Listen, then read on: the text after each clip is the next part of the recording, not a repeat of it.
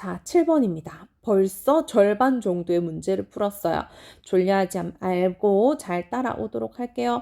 졸리는 사람은 잠깐 물 한 잔 마시고 오세요. 7번 갑니다. 다음 그림은 이산화탄소의 농도와 광합성량의 관계를 알아보기 위해 실험한 결과값을 나타낸 것입니다. 이에 대한 설명으로 옳지 않은 것은 했는데 그래프가 좀 복잡하네요. 그래서 한번 보도록 하겠습니다. 이 그래프는 빛의 세기를 다 달리 했어요. 보시면 이렇게 점점점점 요거 약한 빛은 3000룩스라고 해서 약한 빛, 여기 LX는 룩스로 빛의 세기 단위라고 보시면 됩니다. 약한 빛 3000룩스, 중간 빛 약 7000룩스의 빛, 그리고 강한 15000룩스의 강한 빛이 있고요.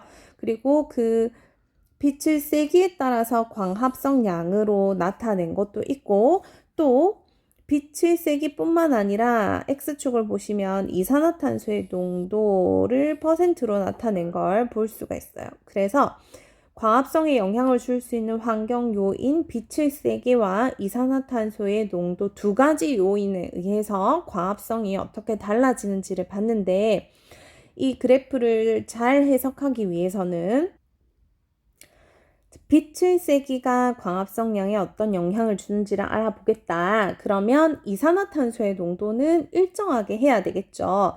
그래서 보기가 조금 쉬운 여기 나란한 곳, 수평한 곳을 한번 끄어 볼게요.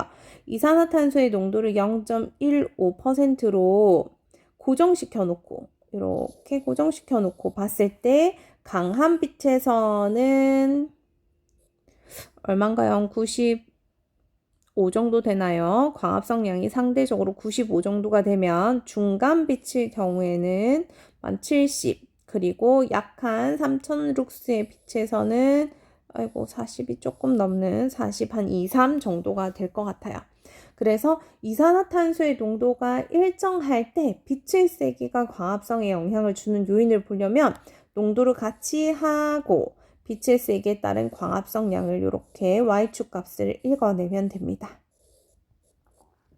그래서 약한 빛보다는 강한 빛, 빛의 세기가 셀수록 더 광합성량이 많다는 걸 알 수가 있고요. 그리고 이번에는 CO2의 농도에 따라서 어떻게 광합성량이 증가하나 감소하나를 보기 위해서는 이때도 빛의 세기는 일정하고 이산화탄소의 농도만 달라져야 되는 거잖아요. 여기에 그래프가 강한 빛, 중간 빛, 약한 빛이 있지만 이 중에서 우리는 원하는 거 하나만 고르면 되는 거예요. 그래서 강한 빛을 볼까요? 강한 빛은 15000룩스에서 이산화탄소의 농도를 0부터 해서 점점 농도를 높였을 때 이러한 그래프를 나타내고 있죠.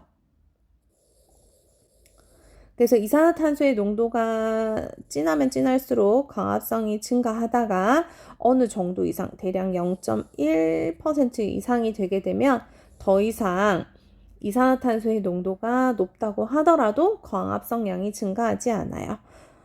요런 이산화탄소의 농도가 어떻게 광합성에 영향을 미치는지에 대한 그래프는 하나하나씩 따로따로 해석을 해서 보면 됩니다. 조금 어렵지만 우리 대동중학교 아이들이니까 잘 따라왔을 거라 믿습니다. 그러면 보기 보도록 할게요. 자, 1번. 이 실험을 하는 동안에는 온도는 일정하게 유지해야 한다는데 맞는 말이죠. 광합성에 영향을 주는 요인 세 가지 뭐가 있다 했었죠? 이산화탄소 농도, 빛의 세기, 온도. 온도라는 것은 광합성에 영향을 주기 때문에 온도를 일정하게 해야지만 이산화탄소나 빛의 세기의 영향을 알아볼 수가 있게 됩니다. 이렇게 실험에 영향을 미치는 여러 요인 중 일정하게 맞춰주는, 유지해주는 이런 것들을 조금 어려운 용어로 변인 통제라고 얘기를 합니다. 변인 통제. 영향을 미칠 수 있는 여러 가지 요인들, 그걸 변인이라고 하고, 그런 변인을 잘 통제, 일정하게 해줘야 된다. 변인 통제. 이렇게 이야기를 해요.